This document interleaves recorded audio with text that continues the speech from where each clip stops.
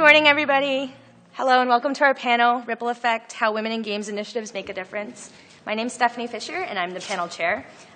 Just want to remind everyone, please turn off your cell phones, and please fill out your speaker evaluations after this presentation. And before we start, I just want to let everyone know how we're actually going to run the panel. So all of us up here got our start in games via a community-run WIG initiative, and we're each going to give a short micro talk on, so you can get a sense of who we are, what we do, and how we've gone, from WIG program participant to our current positions, or something generally like that. After that, we'll have a conversation that's going to be focused on providing strategies and resources on how to get more women into games, as well as how to work towards creating a more diverse and inclusive industry. Post-panel, we'll be in the wrap-up room, but we're only going to do that for 10 minutes, and this is just for exchanging contact info and business cards. But please feel free to connect via email and Twitter, too. Okay, so who am I? I am a gender and games researcher from York University in Toronto. I'm a co-lead for a research project called Refiguring Innovation in Games, or REFIG for short. I also belong to a lost generation of women who played games growing up, but for a myriad of reasons didn't think they could have a career in this industry. Back then, when I was a child, there were not a lot, or none, no game developing or coding initiatives that specifically targeted women or girls. Nowadays, this is clearly not the case. There's a lot of programs where kids can learn how to make games and how they can learn how to code, both in person and online. These are just a handful. In 2011, I found myself managing one of these kids' game development camps at my university. And even though my role in this camp was as a manager and a curriculum developer, the kids would still ask me for programming or code-related questions when they needed help in GameMaker. And it sucked when I couldn't help them. I had to admit that I couldn't help them with their code. I felt like a poor role model for the girls in the camp who looked up to female staff members. I really wanted to learn how to make more games, but I was just at the start of my PhD. And between work and school and more work, that really left me with little time or money to do anything else. So what was I going to do?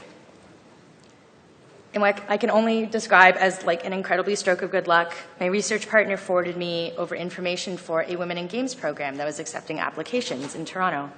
This program was called the Difference Engine Initiative, and it sought to bring more women into the Toronto game scene by helping 12 aspiring game developers make their first game in 6 weeks, for free, no experience required.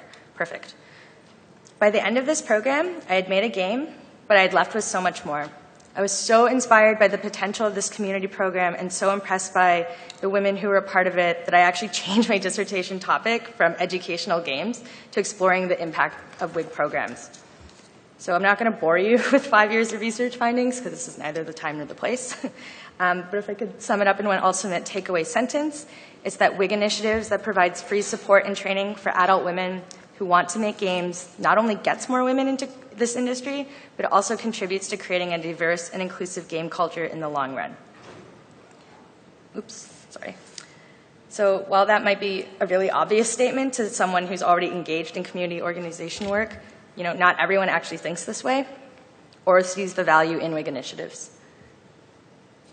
Some people think that focusing on special interest groups like women in games does not work towards cultivating a fair and equitable industry for everyone, and they actually say it's going to lead to further discrimination and division among us.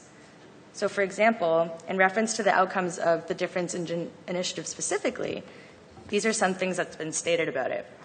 Initiatives like the DEIs don't do an adequate job of addressing or actually treating the systemic biases that have made the games industry culture less diverse and less healthy.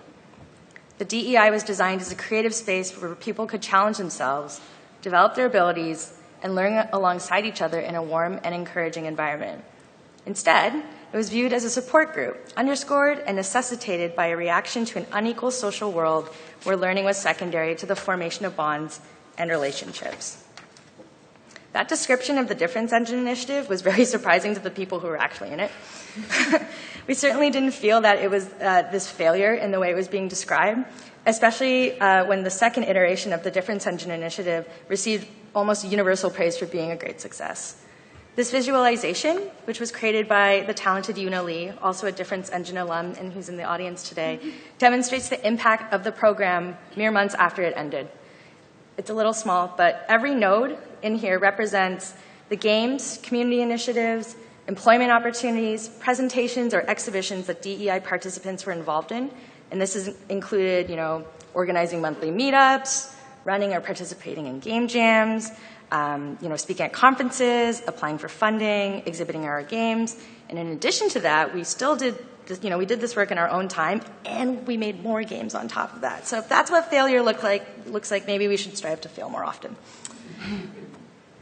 So, meaningful cultural change is a slow process. It takes time. A 6-week WIG program cannot change the industry overnight, but that really doesn't mean we should write off or give up on WIG initiatives as a lost cause. All too often, positive outcomes of initiatives like the DEI are forgotten, or they're overshadowed by this kind of thirst to tell and repeat bad news stories about women in games or women in games groups. And, we all know these stories by heart now. Women are too sensitive or emotional. We need to grow a thicker skin if we want to be a part of this industry. Diversity initiatives are negatively framed as handouts or special treatment. My personal favorite is that we're all feminist bitches who can't get along, and we'd rather tear each other down than build each other up. I don't know about you, but I think we need some new stories, and that's why we're here today. As participants, organizers, and supporters of diversity initiatives, we stand before you today as the best evidence that WIG programs can and do make a difference. And so, without further ado, I'm really honored to introduce the panelists. Sagan Yee is the Executive Director of the Hand-Eye Society, a video games art collective in Toronto.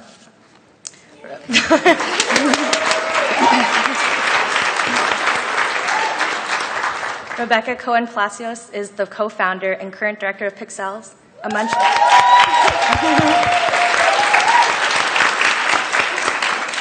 which is a Montreal-based WIG group. She is also a dev at Ubisoft Montreal. Zoe Quinn is an independent game developer and the co-founder of Crash Override, a support network and assistance group for victims and targets of unique forms of online harassment.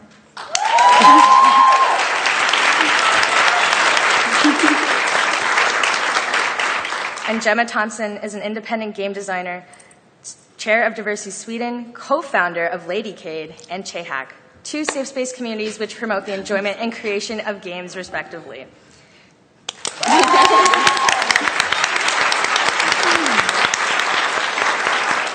And so as this panel is going to demonstrate, there's many paths to making WIG initiatives and diversity initiatives work, and they're not always straightforward or expected. Thank you. I will turn it over to Sagan.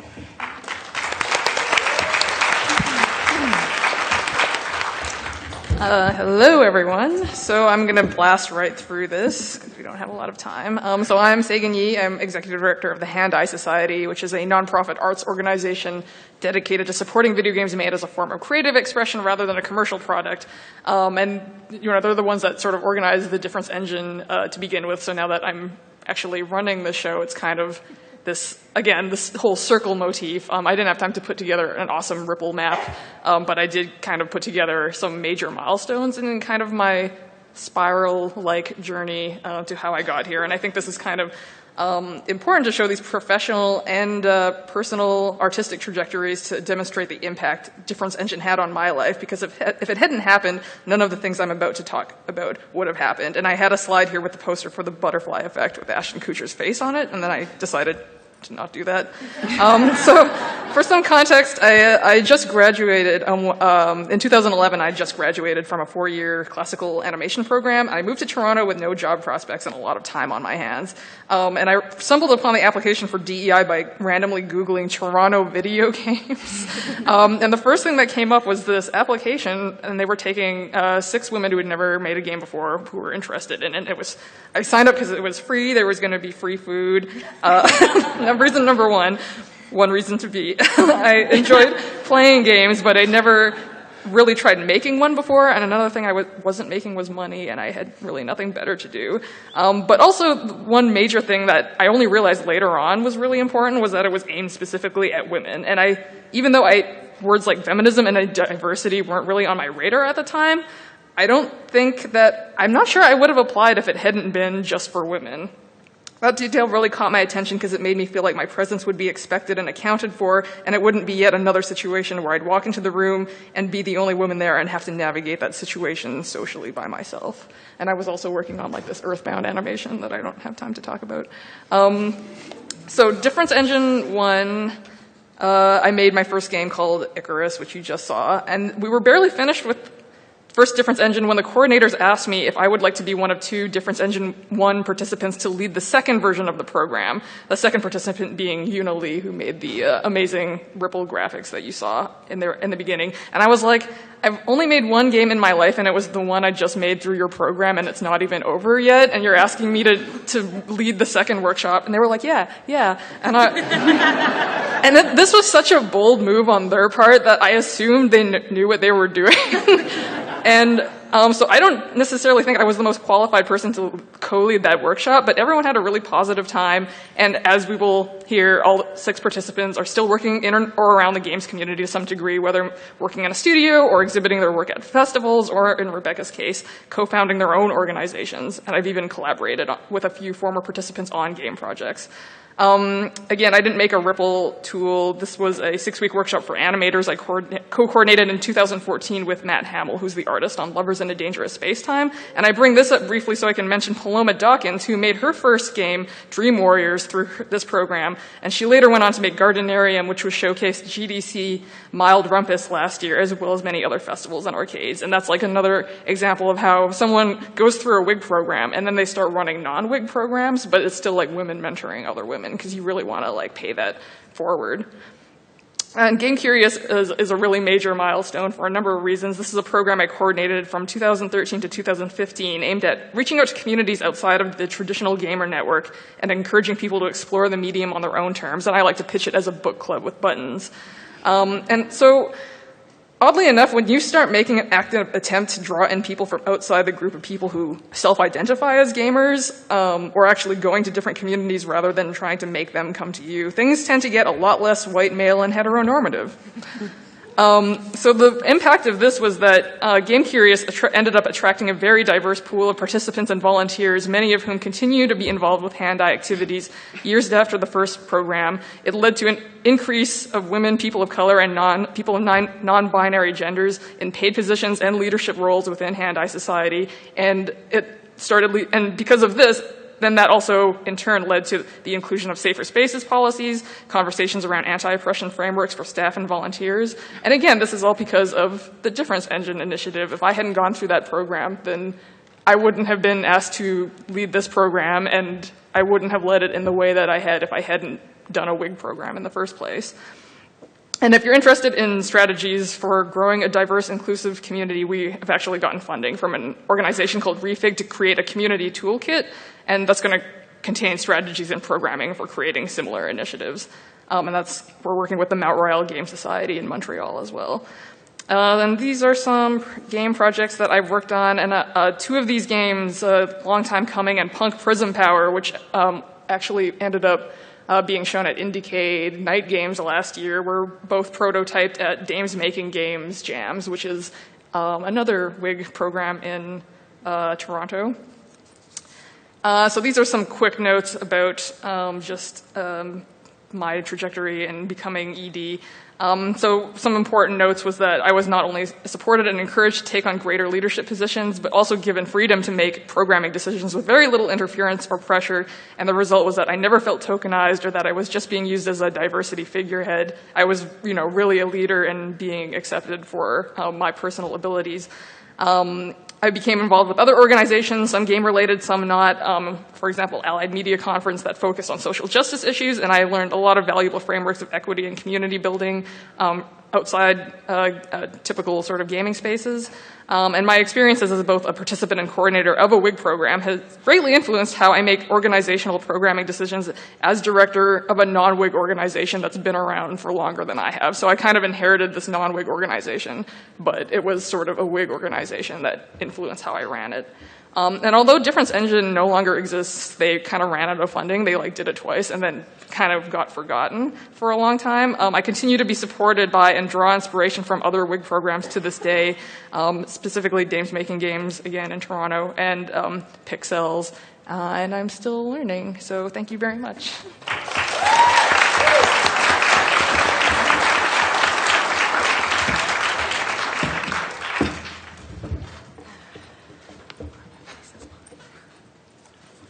Okay, good morning, everybody. You're all awake, and that is fantastic. So I'm Rebecca, and I am a game developer in AAA games at Ubisoft Montreal. I've been working as a UI developer artist for about 2.5 years now, but I'm also the co-founder and director of Pixels. And if you don't know about Pixels, it's a nonprofit organization. Oh, that's me. A nonprofit organization dedicated to empowering women to create games through self-discovery, encouragement, community, and accessible learning. We host a variety of free programs like workshops, mentorship, writers group, yearly incubator, and my personal favorite, T-Cade, which is a tea parlor arcade event. 5 years ago, I was a programmer at a tech startup, Silicon Valley style. And my only experience with games was playing big ones made by hundreds of people out of renowned studios. I couldn't even fathom how they were made or where to even get started in this big amorphous cloud that is called game development. But one day, my friend told me about a video game incubator for women called the Difference Engine Initiative. And it helped 6 women make their first game. There was no experience required. And this just really reached out and spoke to me. Somewhere in the back of my mind, I had always wanted to make games, but how do you even game dev anyway? So over the course of 6 weeks, I made my first game, and I was with 5 other really amazing women, and we supported each other throughout this game-making process. What was really important about this experience for me, aside from making a video game, was this aspect of solidarity. Coming from the tech scene where you had to be one of the guys, it was really refreshing to be able to meet other cool women who not only played games, but shared the same gendered experiences as me. It was a space where being a woman was okay, and that in itself was really relevating. It was this defining moment in my life and encouraged me to examine the power my identity had as a woman. Women are powerful. Women can make games and exist as women in spaces that are predominantly made up of men. And my journey continued on from there. I moved back to Montreal and ended up staying there when Feminists in Games approached me to run a difference engine in Montreal. And at the time, despite the numerous amount of studios, there was nothing dedicated to women in games. So in January 2013, my co-founder, Tanya Short, and I ran the Pixels Game Incubator, where we helped 10 women make their first game. And for this program, we received over 65 applications. And it was really clear that Montreal needed some support structure for women who wanted to be in games. And from there, Pixels just expanded. We started a mentorship program where game developers can mentor aspiring women in games. And that matched up with a current game designer with an aspiring game designer. So it was really kind of tailor-made for this personal experience. And I was still working for my tech startup at the time. So I asked I asked Tanya for a mentor, Nicola, and he basically told me, what are you doing? You don't need to go back to school. You don't need to hone special skills. You have the skills right now as a web designer to do user interfaces in games. So go, apply. And so I did. And I got into Ubisoft Montreal, and it was just whoa, this kind of reflection back on this starting experience in a WIG program. And I've shipped about 2 games now, and I'm working on my 3rd, which is unannounced, but it's really exciting. And what's important to take away from my life story is that women in game initiatives have these long-term effects. They won't solve gender diversity overnight, but they have this incredible power to change lives. And from Pixels, we have a ripple effect, which is also inspired by Yuna's fabulous work. And it shows the activities participants from the Pixels Game Incubator have done just 1 year later.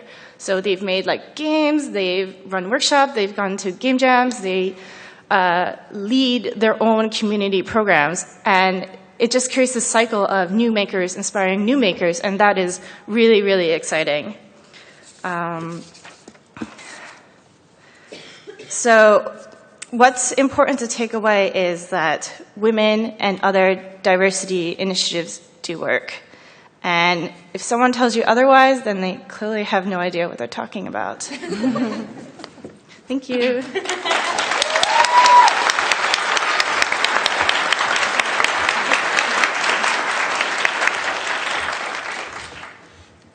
Hi, I'm Zoe Quinn. I'm going to be coming at this from a bit more of a personal angle, so I don't have slides. I'm just going to kind of talk at you.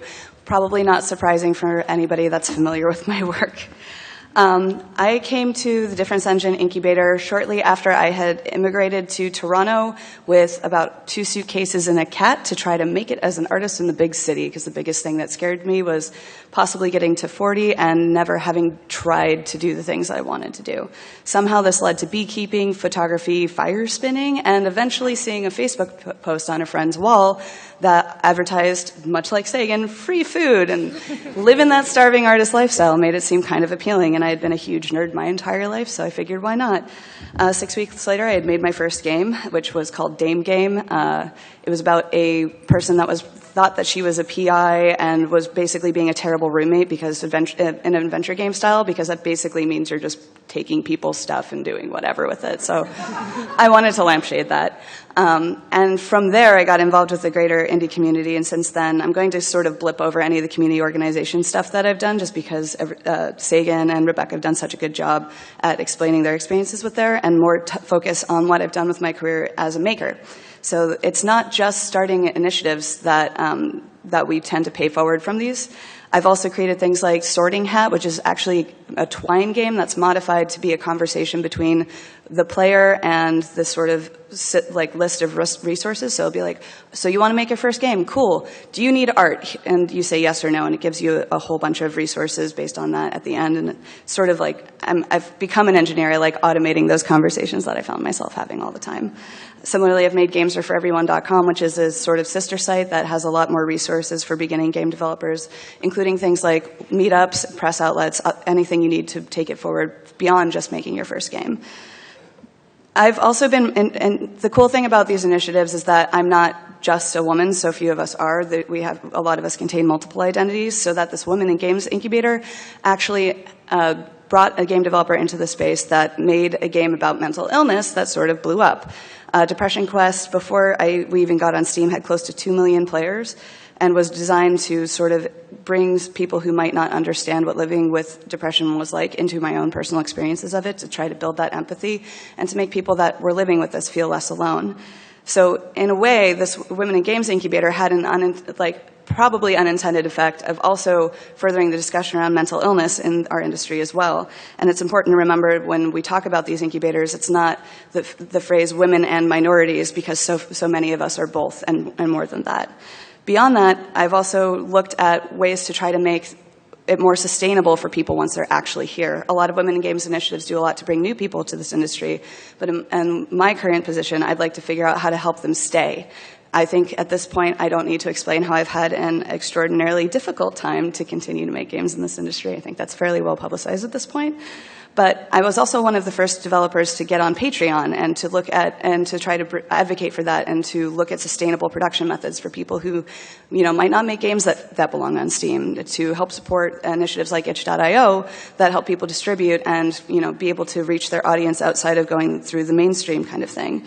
I also I like to experiment with the form of games and game jams as well. I ran a program called Antholojam, based off of a conversation I had with a fingerstyle guitarist in Leeds, where we were discussing our love of short sci-fi anthologies and wanting to be like, oh, it would be really cool if we had a game version of that. And actually, Gemma was one of our participants, and I think it was about 15 games that shipped. Some first-time game makers. Everybody made their games in 1 month. We managed to publish it, and everybody got paid, which was super cool. The thing with these diversity initiatives is that you have to look at it like planting seeds. You might not see the benefit to it immediately because these things need to grow. And as we grow these, it's important to remember to try to tend our garden as we do it.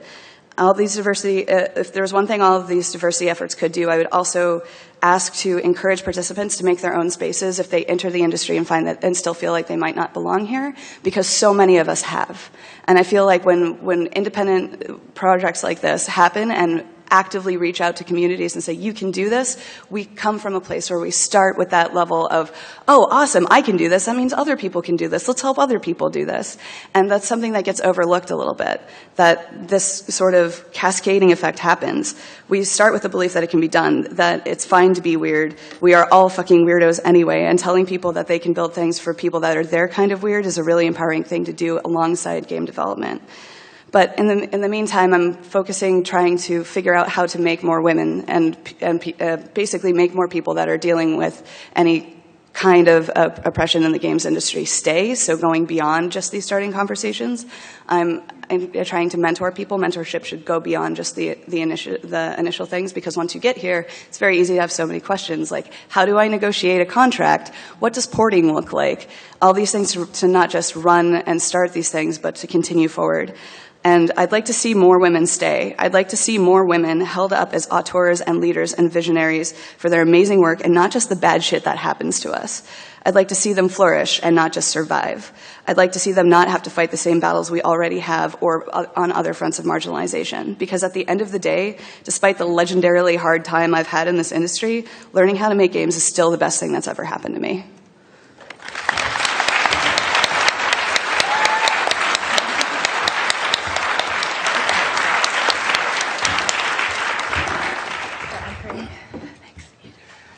Hi.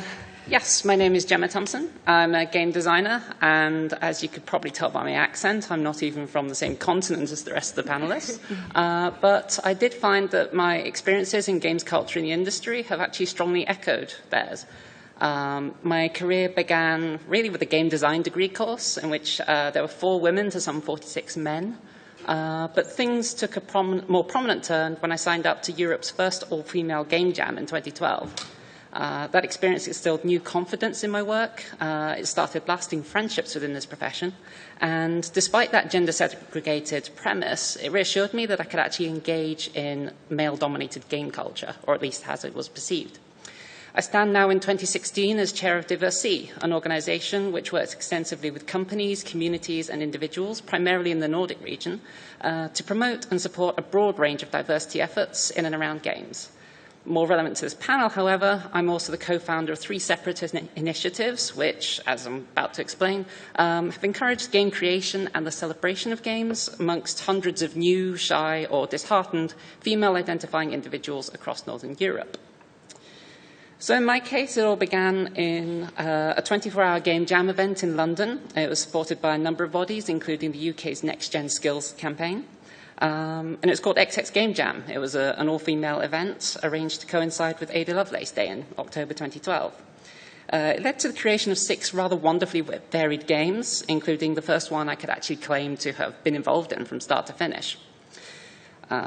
It was also the first game jam I'd ever attended. And as I said, the friendships I forged here had to reach well beyond the British shoreline. I have worked with XX Game Jam alumni at other events, including List Summit in Copenhagen and Helsinki, and Antholojam. XX Game Jam also led 3 of us to found a Women in Games initiative of our own. That initiative is called Ladycade, and I've been running it since 2013 with Holly Pickering and Ennis McKendrick. It's an event which has steadily gathered more pace as years have gone on, and it's founded on the simple idea that women who make and enjoy games deserve a hangout space where they can feel safe and comfortable, but need not worry about being a woman in industry. Nor will they have to spend the entire evening discussing how to get more women involved. What we do is we hold social events and games showcases to which all genders are invited, but where the attendee demographic is at least 50% female, as in these snapshots of our first event in Nottingham and later on in London, which is the one shown on the right. Thus far, we've held 7 gatherings, either as standalones or alongside an existing event. We've worked to create events for 3 years running at Game City in Nottingham, and we opened up last year's Creative Coast Festival in Sweden. Roughly 450 attendees have come to these, enjoying an atmosphere which many have described as disarmingly friendly. And it tends to be a sentiment shared mostly by the men in attendance, who we've found to be just as tired as we are of nigh-on gender-homogenous events. Many of these attendees have also partaken at the games we showcase, indie titles being made by women, some of whom have never demonstrated on a show floor before. but have been encouraged to do so at a Ladycade arcade. That particular initiative works towards two goals: providing a platform so that more women can feel at ease showcasing their games like that, and tangibly proving that women are, of course, in these local communities, making excellent things. It's this last point which I feel most strongly harkens back to my experience of the XX Game Jam.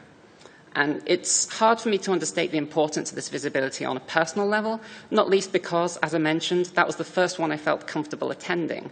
I knew jamming to be a challenging activity, and having previously not felt comfortable dealing with gross gender disparity at these events as well, it added a bit of a relief, to be honest. Well, I can proudly say that game jamming is now one of the things I do. It's a productive hobby which has taken me all over Northern Europe, and it's taught me much about rapid iteration and elemental game design.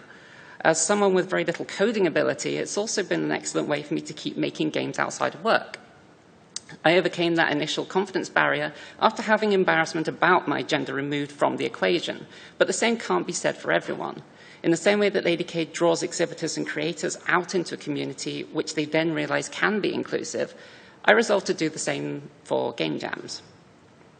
So as a sideways step, I am co-founder and vice chair of Game Jam Stockholm, a non-profit which bears its purpose in its name.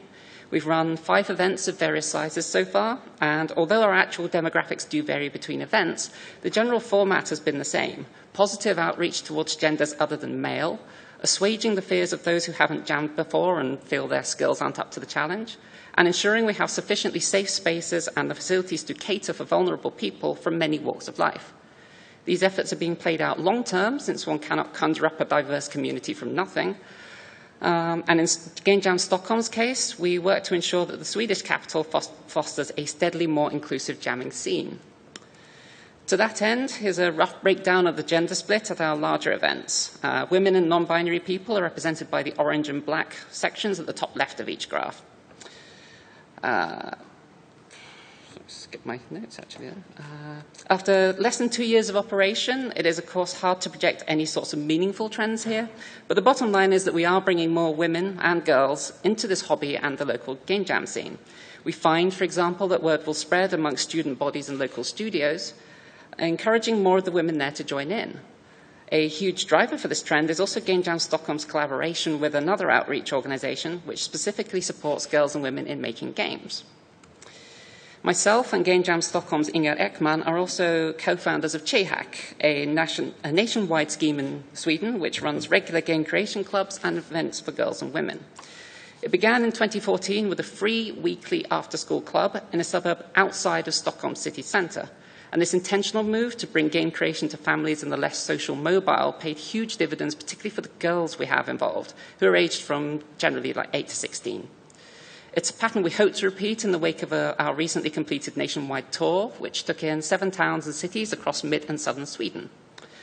Of those women we've involved in the club, 2 have recently rejoined games-related education on paths towards professional programming and art, respectively. We've also eased theirs and other members' paths into local game jam events. What began with a girls and women-only pyjama jam at the Royal College of Technology in Stockholm became a 29-member-strong mentor-led delegation at Global Game Jam Stockholm 2016. The Che hackers got stuck into all manner of games, including the one I've got running on a hat, running on a Gemma Arduino, which I'll be showing later. And that's primarily the handwork of Inger Ekman and Amandine Coget. It's worth saying that with events like this and Chehack's regular club meetings, our goal, as with Ladycade, is not to train or push for more women to enter the industry, nor are we really there to educate. Instead, we promote the creation of games as an interesting endeavor in and of itself, and simply find that as a natural extension of that, these girls and women in Sweden are having their eyes open to vocations in game development and other related fields. This is the essence of the ripple effect for me, which I've just represented as a transit map. At XX Game Jam, I joined a practical and creative exercise which had previously appeared hostile to my gender. In the end, I was reassured both in my abilities and in my right to create, in all kinds of subtle ways. And I've since spread that rather pure message to others. In working with Diversi, I strive to pass that message on for folks from other walks of life, and indeed get involved in explicitly bringing more women into industry, as with our GDC scholarship this year. Ultimately, though, it seems that a gentler splash and smaller outward ripples have managed to travel quite far enough for me and the things I've been working on, given that Stockholm is like 8,600 kilometers away now. And that is basically me.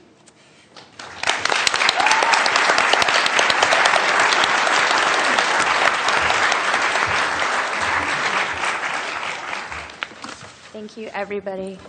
I think everyone's eager to have us talk about strategies and takeaway points. So I guess my first question is, what are some strategies that you guys can share from your experiences that you want to share with the audience? Who wants to go first?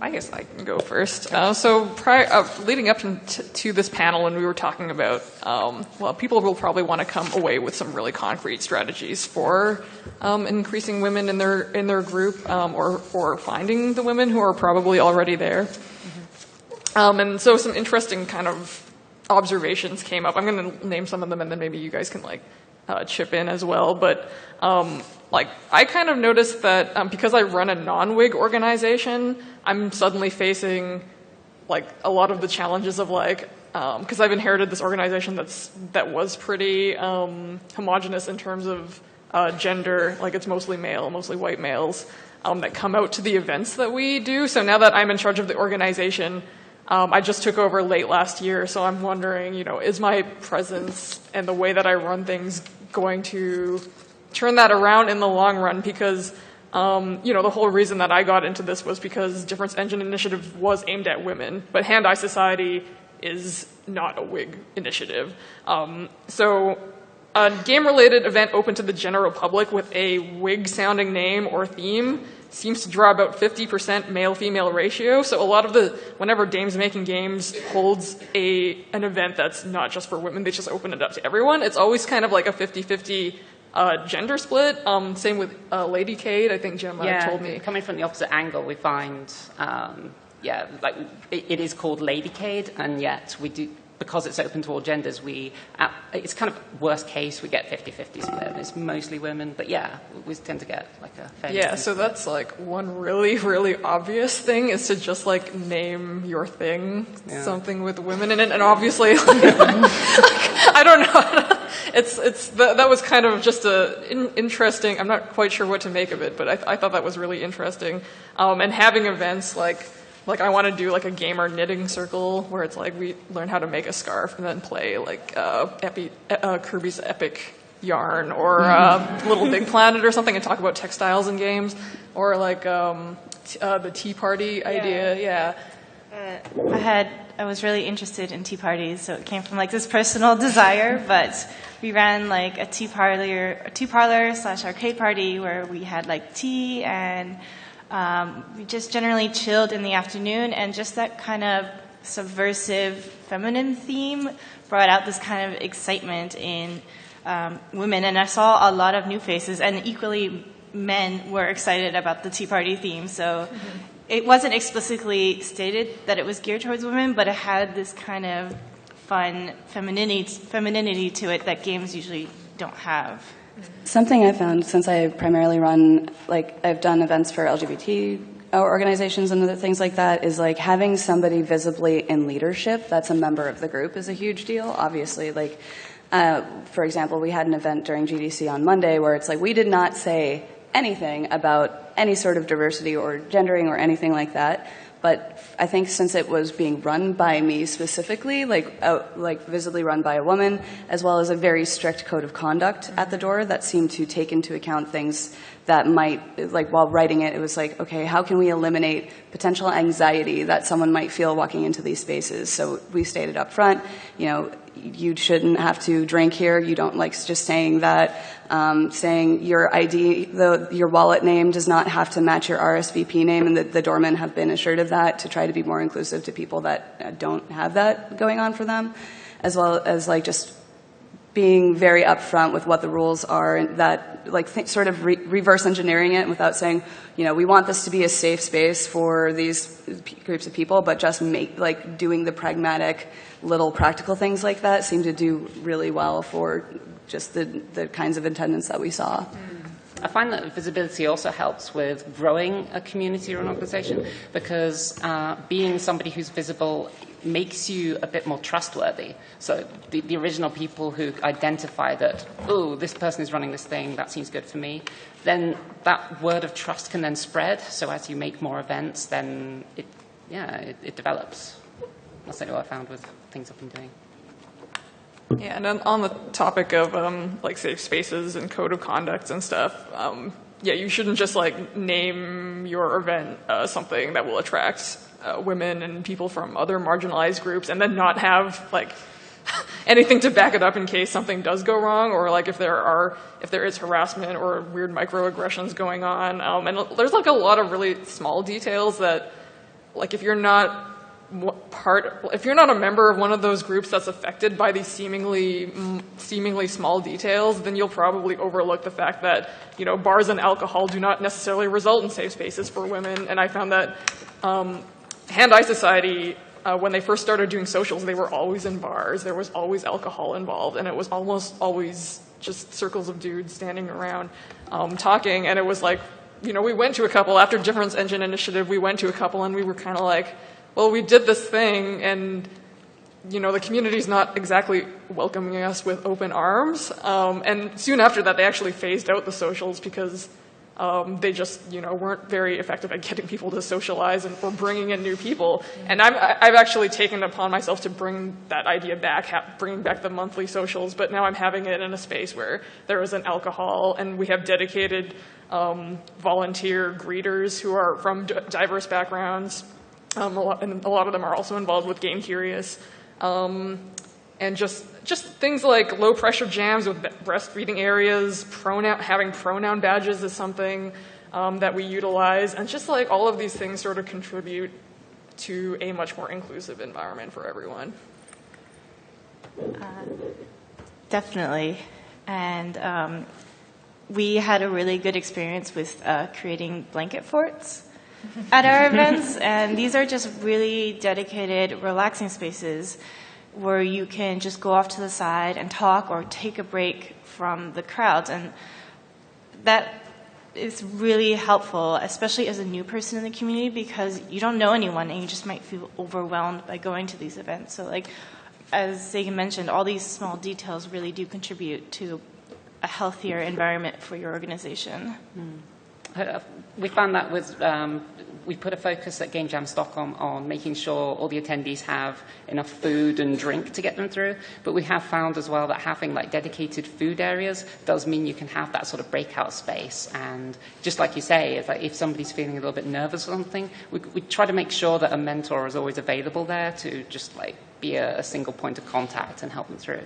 And the nice thing about these is, like, you see so much pushback to any sort of inclusivity efforts as like, well, special treatment, blah, blah, blah. But the thing about stuff like that is that's just nice for everybody. Having, like, that's something, like, having a quiet space where you can actually have a conversation, that's everybody stands to benefit from that. And similarly, having mentorship and stuff like that, that's good for all events. So it's like that stuff should be an easier sell.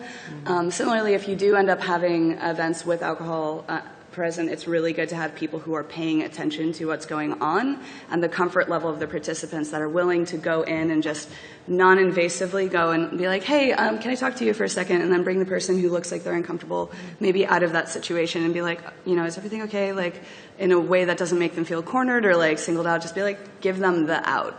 A lot of us, I think, at conferences do that for each other too. Just be like, being able to like be like, hey, like, fostering that looking out for each other thing, I think, is super important as well. I do want to mention that if you are thinking about starting an organization, you don't need a ton of money to do it. Pixels ran an entire year on $0, and we are still a low-budget organization, and it's very nice, actually.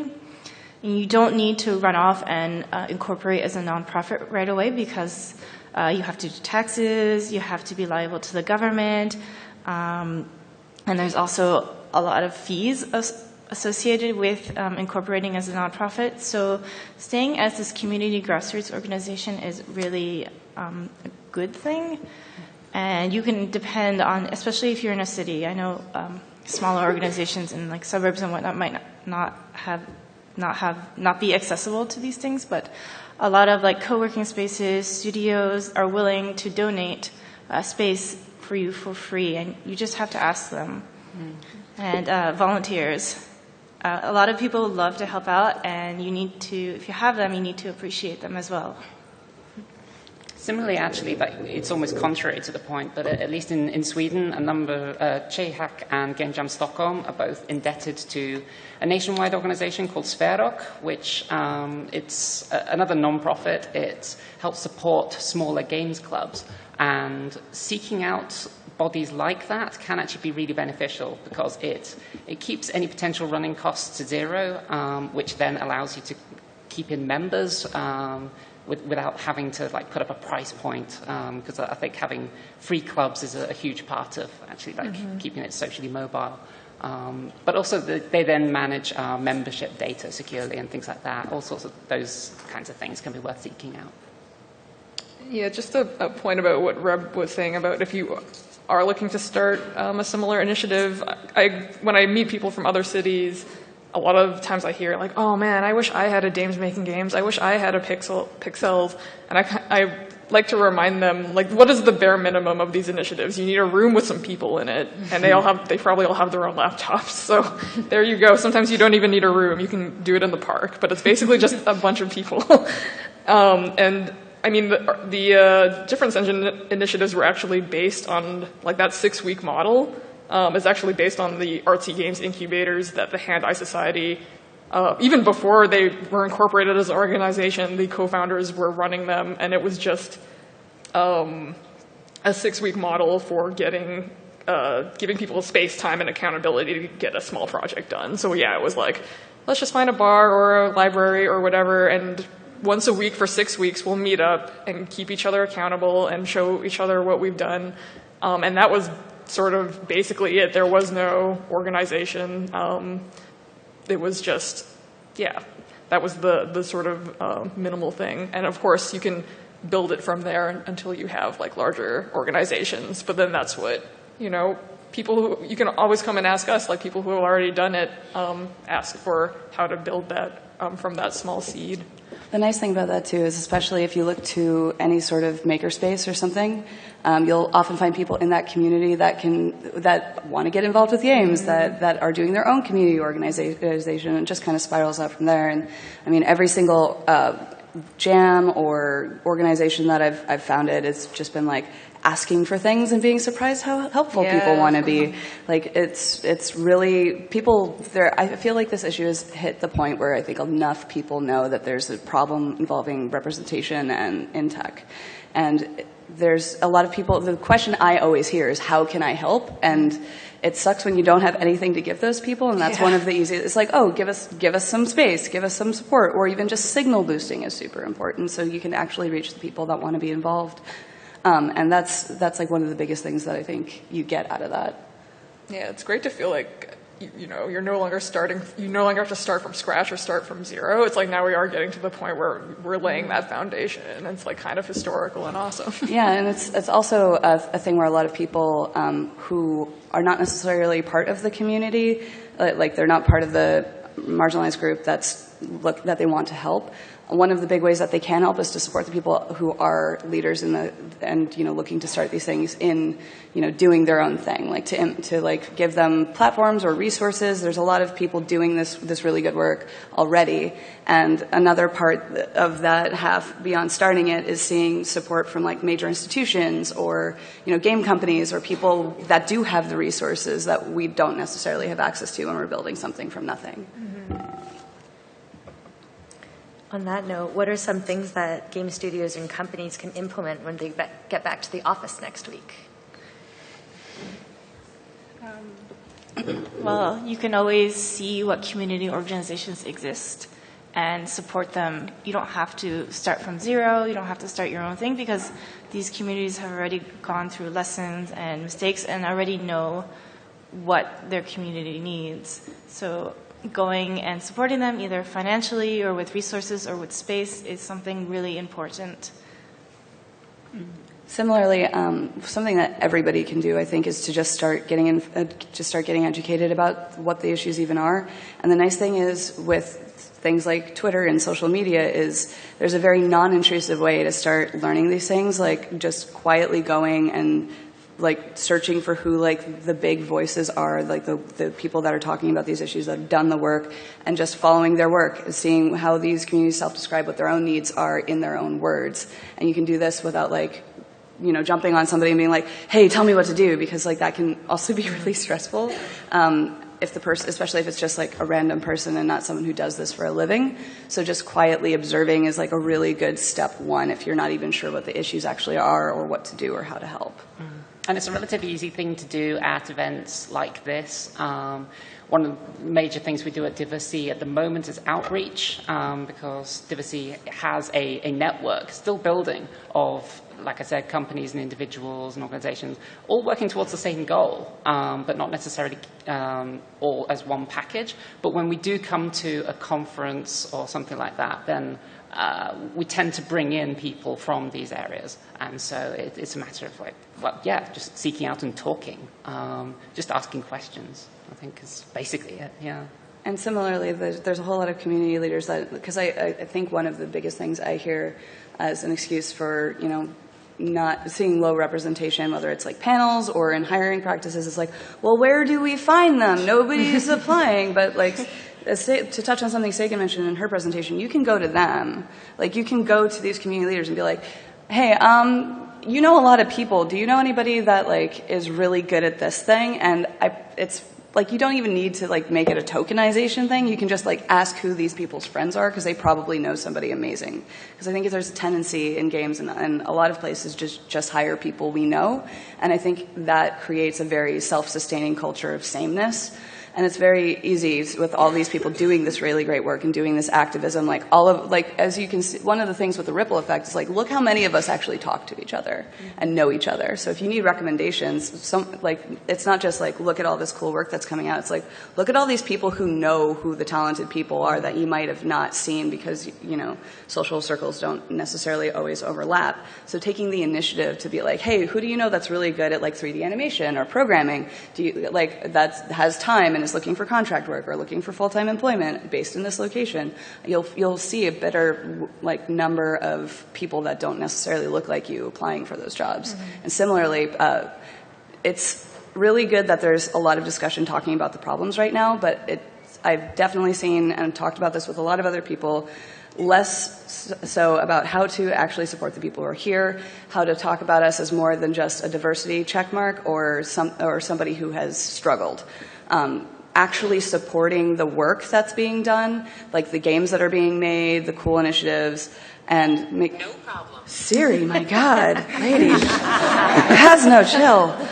But actually getting us paid for our work is really important, and signal boosting that, because it's like cool to say, oh, look at all these things that are being done and all these people that are brought into the industry. But then the path to sustainability there is another core component that not enough people are looking at.